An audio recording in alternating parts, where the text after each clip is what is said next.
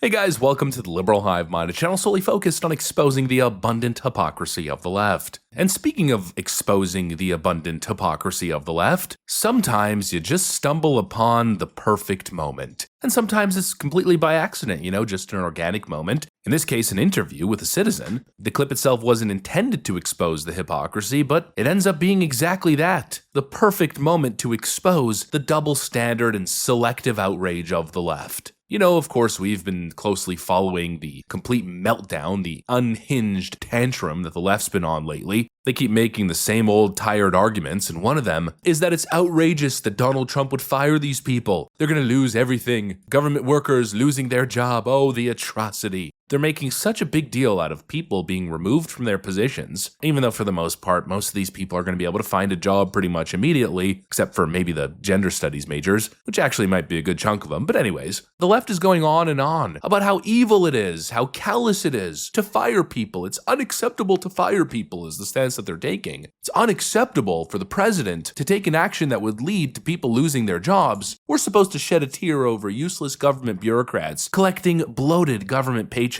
and pensions. But when energy sector workers and coal miners were losing their jobs because of Joe Biden's EV mandates and energy policies, where was the compassion and sympathy then? Oh, we remember exactly what happened, right? I remember the rhetoric like it was yesterday. Well, I guess all these coal miners are gonna have to learn to code, they said in such smug fashion. Let's expose this leftist hypocrisy, shall we? We've got some stuff to get into, so let's roll the tape. Okay, so I laid out the context there. The left's been on this sympathy tour. They're probably busy right now booking the next sob story for their 60 Minutes segment coming up. Oh, look at this poor bureaucrat who only wanted to serve her country. And now she doesn't have a job. How's she gonna afford her $15 lattes? Oh, a total heart puller. That's the approach they're taking right now with these Washington bureaucrats. But back then, let's just revive an old classic. The rhetoric that leftoids were smugly throwing at coal miners and energy workers when the Biden administration wiped out their livelihoods in pursuit of his green energy pipe dream was stuff like this. Anybody who could go down 300 to 3,000 feet in the mine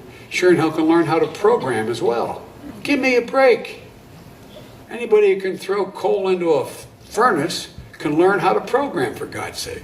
Anybody who can throw coal in a furnace can learn how to program. Yeah, I'm sure that's the case. I'm sure the 50-year-old man who's got a family to feed, who's got very little formal education, his brain's fully developed, I'm sure he could just, throw everything away, everything he's done his entire life and restart from scratch and figure out how to become a software engineer. If you could throw coal in a furnace, then you can definitely learn how to code in all these different computer languages. I mean, a good chunk of these guys probably don't even know how to open a computer. But the response after shutting down their sector was, just teach yourself the equivalent of a computer science degree and compete with all these young geniuses that are coming into the field and get a job working for Facebook. What a ridiculous thing to say that was. Not to mention how bad that advice turned out to be today when we've got all these AI systems that are basically coding for you. Junior software developers are pretty much screwed as the AI bot has essentially become the junior coder. I mean, now the tech industry is experiencing unprecedented layoffs. In other words, the people who actually listened to Biden's advice and pivoted into tech, well, they're probably out of work again. But now the left wants us to think that these IRS goons and these unelected deep state USAID bureaucrats who've spent years harassing working class Americans, shaking them for every dime they've got, intimidating small businesses, and the USAID people just taking your hard-earned tax money and sending it to the third world financial laundry. Yeah, those people are now the victims. Give me a break. And actually, holy crap, I just realized I went on a rant there for 4 minutes without even playing the video clip that inspired this video in the first place. So let's quickly get to that. I was scrolling on X and this video caught my eye, which inspired the 4-minute rant that I just went on. The pipeline was killed in January. It's now April.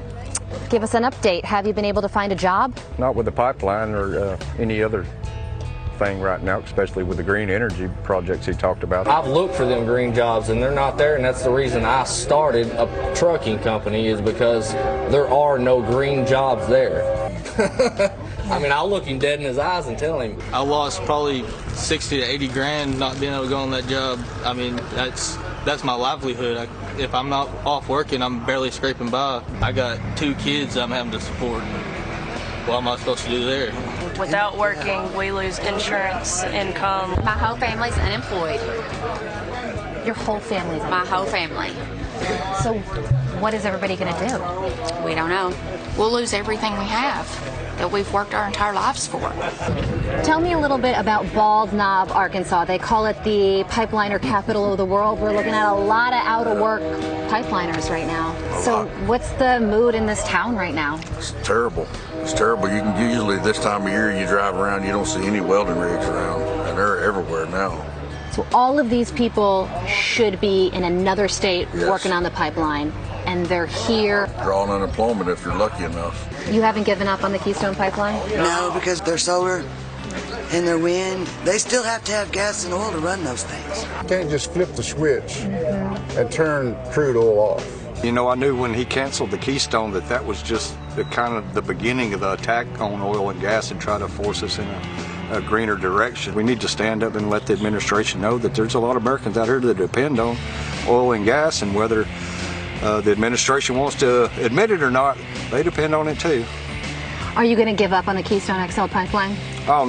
If the gas company sells the pipe and gives up, then I'll give up. But until then, if that pipe's still up there, there's still a chance. So many of these guys were out of work. Joe Biden purposely put them out of work with the signing of a pen. Yeah, Democrats didn't care so much about job security back then, did they? I guess you only get that privilege if you work for the government beast. But if you're an actual productive member of society, you know, these guys are the backbone of civilized society. Their hard work and manual labor is what allows every other industry to exist and flourish. Yeah, if you're those guys, nobody freaking cares. The very same people who spent years cheering on layoffs in coal, oil, and gas are crying because a few thousand useless government paper pushers are now getting fired. That is so incredibly rich. They didn't give a crap back then about these people, their livelihoods, these families, their children. So spare me the phony outrage. The left constantly marketing itself as the compassionate ones, or better yet, or much worse, the party that fights for working class Americans. Yeah, they're the exact same party that continues to sell you out. They don't give a damn if the steel production jobs get shipped overseas, but apparently they really care about the working middle class. It's all a frickin' scam. They're big government elitists who only care about the big corporations, the lobbyists, and of course the big government bureaucrats and unions that support them.